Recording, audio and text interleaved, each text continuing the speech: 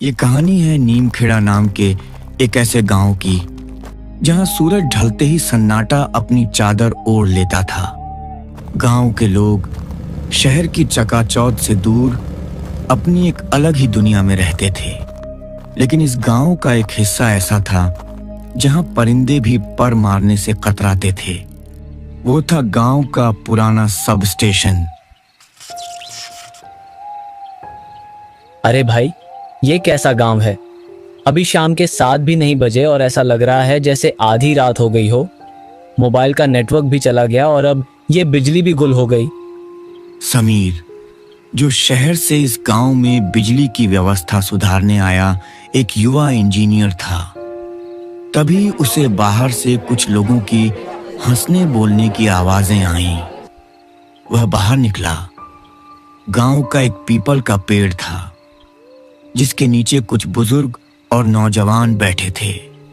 समीर उन लोगों के पास गया। रामू काका, ये रोज का क्या झमेला है? शाम होते ही पूरे गांव का फ्यूज उड़ जाता है क्या? मैं पिछले 3 दिनों से देख रहा हूँ, जैसे ही अंधेरा होता है बिजली काट दी जाती है। आओ बेटा समीर, बैठो। शहर के लोग घड़ी देखकर चलते हैं, पर यह गांव डर की आहट सुनकर चलता है। यह बिजली हम नहीं काटते, यह की बिजली अपने आप बुझ जाती है। और यकीन मानो, इस अंधेरे में ही सबकी भलाई है। हाँ साहब, बिजली आएगी तो वो सब दिखने लगेगा जिसे कोई देखना नहीं चाहता। क्या काका, आप भी इन अंधविश्वासों में पड़े हैं? मैं कल सुबह ही उस पुराने पावर हाउस जाऊंगा और देखूंगा कि आखिर गड़बड़ कहाँ है। हो सकता है कोई तार ढीला हो या ट्रांसफार्मर पुराना हो गया हो।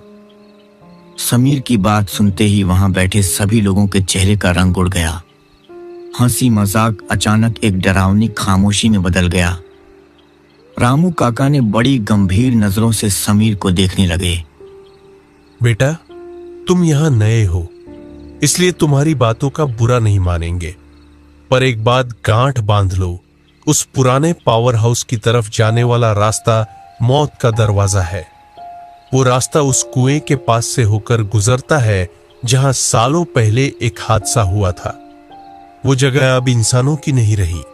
वहां हवा भी रुक जाती है और परछाइयां अपने आप चलने लगती है। काका, मैं यहाँ काम करने आया हूँ, डरने नहीं।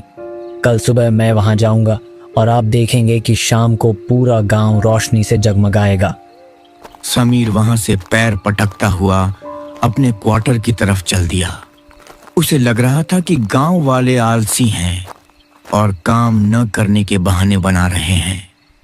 उसने अपने कमरे में जाकर दरवाजा बंद किया। बाहर हवा तेज होने लगी थी। खिड़की के पुराने शीशे खड़खड़ा रहे थे। समीर ने सोने की कोशिश की, पर उसे बार बार ऐसा लग रहा था जैसे कोई उसके कमरे के बाहर नंगे पैर चल रहा हो, जैसे कोई गीले पैरों से बरामदे में टहल रहा हो। समीर उठा। उसने दरवाजा खोला और बाहर झांका। वहां कोई नहीं था सिवाय दूर जलती हुई एक अकेली मशाल के, जो गांव के आखिरी छोर पर धीरे धीरे हिल रही थी। उसे लगा शायद कोई ग्रामीण होगा। वह वापस आकर लेट गया, पर जैसे ही उसकी आंख लगी उसे एक बहुत ही ठंडी फुसफुसाहट सुनाई दी। साहब, क्या आप मेरी मदद करेंगे? मेरी माँ बहुत बीमार है। समीर हड़बड़ा कर उठा। पूरा कमरा खाली था। दिल की धड़कन तेज हो चुकी थी। उसने सोचा शायद ये उसका वहम है, पर तभी उसके दरवाजे पर 3 धीमी दस्तकें हुईं। समीर बिस्तर पर बैठा हुआ था। तभी दरवाजे पर फिर से वही 3 दस्तकें हुईं। इस बार आवाज पहले से ज्यादा साफ और नजदीक थी।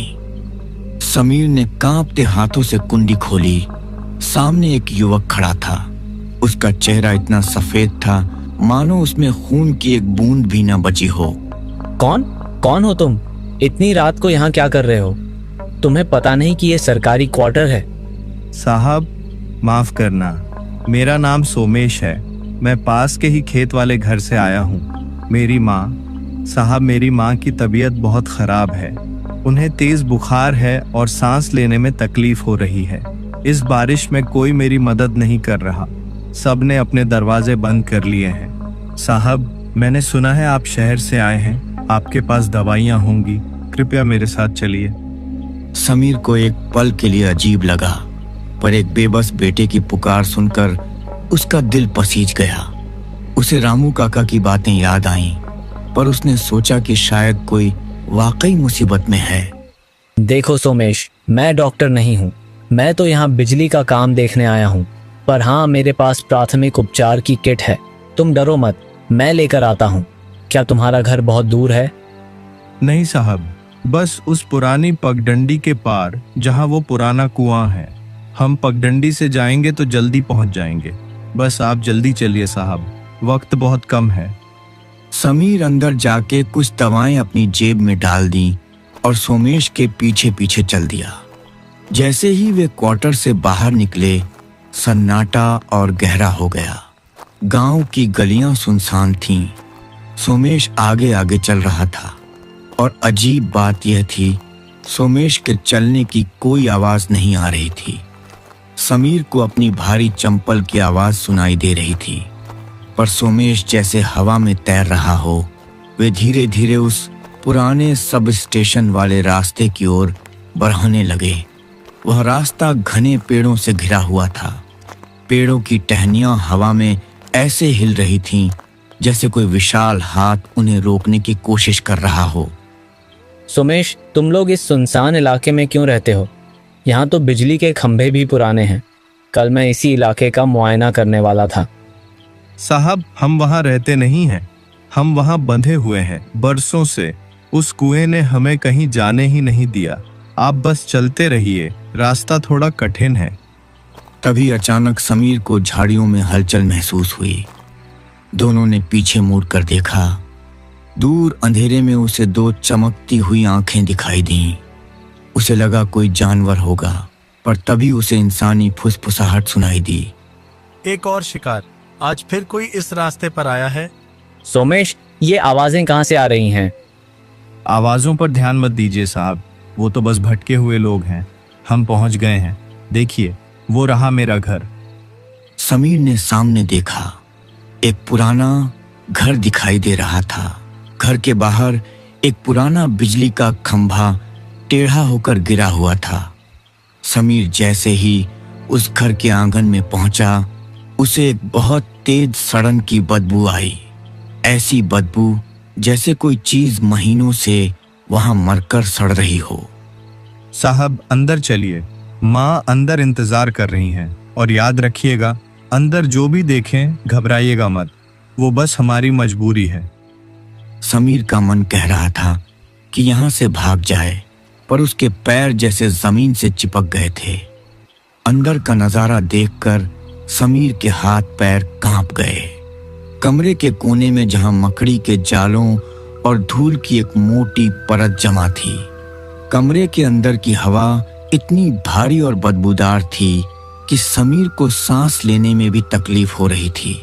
वह सड़न की महक अब असहनीय हो चुकी थी। एक पुरानी लकड़ी की खाट बिछी हुई थी, जिस पर एक सफेद चादर से ढकी हुई आकृति लेटी थी। सोमेश, सोमेश, कहाँ हो तुम? यहाँ इतनी बदबू क्यों है? और ये तुम्हारी माँ, क्या ये सो रही हैं? कमरे में कोई जवाब नहीं आया। सोमेश, जो अभी तक समीर के ठीक बगल में खड़ा था, अब गायब हो चुका था। तभी खाट पर लेटी हुई उस आकृति में हलचल हुई। चादर धीरे धीरे नीचे खिसकी और एक अत्यंत बूढ़ी औरत का चेहरा सामने आया। उसका चेहरा झुर्रियों से भरा हुआ था। आंखें धंसी हुई थीं और रंगत बिल्कुल राख जैसी थी। उसने अपनी सूखी और पीली आंखें खोलीं और सीधे समीर की ओर देखा। आ गए बेटा? सोमेश कह रहा था कि शहर से कोई नया साहब आया है जो गांव का अंधेरा दूर करेगा। क्या तुम मेरा अंधेरा भी दूर कर दोगे? समीर के गले से आवाज नहीं निकल रही थी। उसके नाखून काले और लंबे थे और उसकी खाल हड्डियों से ऐसे चिपकी थी जैसे वह कोई कंकाल हो। जी माँ जी, सोमेश ने कहा कि आपकी तबीयत खराब है, उसे बुलाइए, मैं दवाइयाँ लाया हूँ। दवाई? अब दवाइयों का वक्त गुजर चुका है बेटा, अब तो सिर्फ हिसाब का वक्त है। देखो देखो बाहर उस खंभे को, वो खंभा आज भी प्यासा है।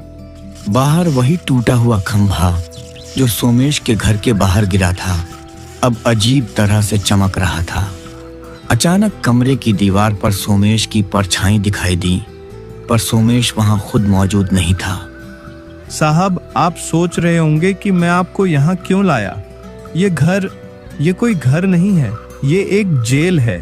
2 साल पहले जब ये खंभा गिरा था तब गांव के लोग तमाशा देख रहे थे। किसी ने बिजली काटने की कोशिश नहीं की। मैं यहाँ तड़पता रहा। मेरी माँ मुझे बचाने आई और वो भी इसी नीली बिजली की चपेट में आ गई। समीर ने देखा कि बूढ़ी औरत खाट से उठकर बैठ गई थी। तो तुम लोग मर चुके हो। सोमेश, मुझे जाने दो, मेरा इसमें क्या कसूर है। मैं तो बस तुम्हारी मदद करने आया था। कसूर आपका नहीं है साहब, कसूर उस सिस्टम का है जिसने हमें भुला दिया। पर आज रात वो खंभा फिर से जिंदा होगा। उसे एक बलि चाहिए ताकि गांव की बिजली हमेशा के लिए लौट सके।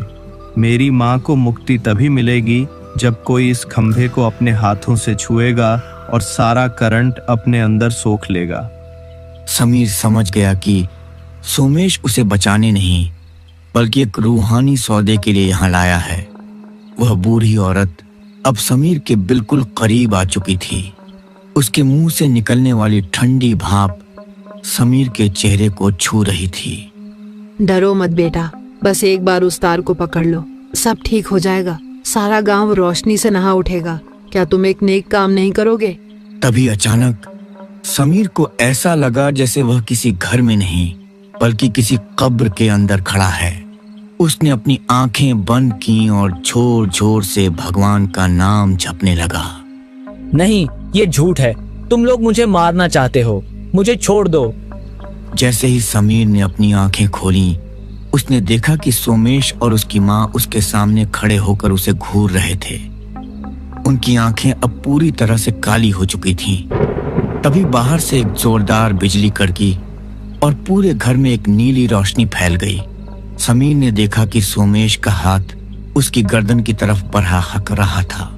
समीर की सांसें धौंकनी की तरह चल रही थीं। वह कमरे के एक कोने में दुबक गया था। सोमेश का हाथ, जो किसी ठंडी बर्फ की सिल्ली जैसा था, समीर की गर्दन की तरफ बढ़ रहा था। कमरे की हवा इतनी ठंडी हो चुकी थी कि समीर के मुंह से निकलने वाली भाप उसे साफ दिखाई दे रही थी। वह बूढ़ी औरत खाट पर बैठी बैठी अब किसी बेसुरी आवाज में रोने लगी थी, पर वो रोना दुख का नहीं बल्कि एक भूख का था। सोमेश, रुक जाओ। तुमने कहा था कि तुम अपनी माँ के लिए मदद चाहते हो। क्या किसी बेगुनाह की जान लेना ही तुम्हारी मदद है? अगर तुम मुझे मार दोगे तो तुम में और उन गांव वालों में क्या फर्क रह जाएगा जिन्होंने तुम्हारी मदद नहीं की थी? समीर की बात सुनकर सोमेश का हाथ एक पल के लिए हवा में ही रुक गया। उसकी काली आंखों में एक पल के लिए दर्द की चमक दिखाई दी, पर अगले ही पल वह फिर से पत्थर जैसी कठोर हो गईं। घर की दीवारों से अब गीली मिट्टी झड़ने लगी थी और खिड़कियों के बाहर वही नीली बिजली अब और तेज कड़क रही थी। साहब, यहाँ कोई बेगुनाह नहीं है। खामोश रहना भी एक जुर्म है। जब मेरा दम घुट रहा था तब सब अपने घरों में दिए जलाकर बैठे थे। आज तुम्हें उस बिजली को महसूस करना होगा जिसने हमारे सपनों को जलाकर राख कर दिया। अचानक घर का दरवाजा, जो अभी तक पत्थर की तरह जमा हुआ था, खुद ब खुद जोरदार आवाज के साथ खुल गया। बाहर के तूफान ने घर के अंदर की धूल को एक चक्रवात की तरह घुमा दिया। समीर ने मौका देखा और बिना सोचे समझे सोमेश के बगल से बाहर की ओर भागा। मुझे भागना होगा, यहाँ से दूर, गांव की तरफ। अगर मैं उस कुएं के पास पहुंच गया तो शायद गांव वाले मुझे देख लें। समीर बारिश और कीचड़ में फिसलते हुए भाग रहा था। पीछे से उसे सोमेश की डरावनी हंसी और उस बूढ़ी औरत के चीखने की आवाजें सुनाई दे रही थीं। वह पगडंडी अब किसी भूल भुलैया जैसी लग रही थी। समीर जितनी तेज भागता, उसे ऐसा लगता कि वह वापस उसी पुराने घर के सामने आ गया है। तभी भागते भागते वह उस पुराने कुएं के पास पहुंचा जिसे गांव वाले यम का द्वार कहते थे। कुआं गहरा और काला था और उसके चारों ओर वही पुराने बिजली के तार लिपटे हुए थे। समीर रुक गया। कुएं के अंदर जहां पानी नहीं बल्कि काले धुएं जैसा कुछ उबल रहा था। समीर, रुको मत, हमारे पास आओ। यहाँ बहुत शांति है। यहाँ कोई बिजली नहीं, कोई अंधेरा नहीं।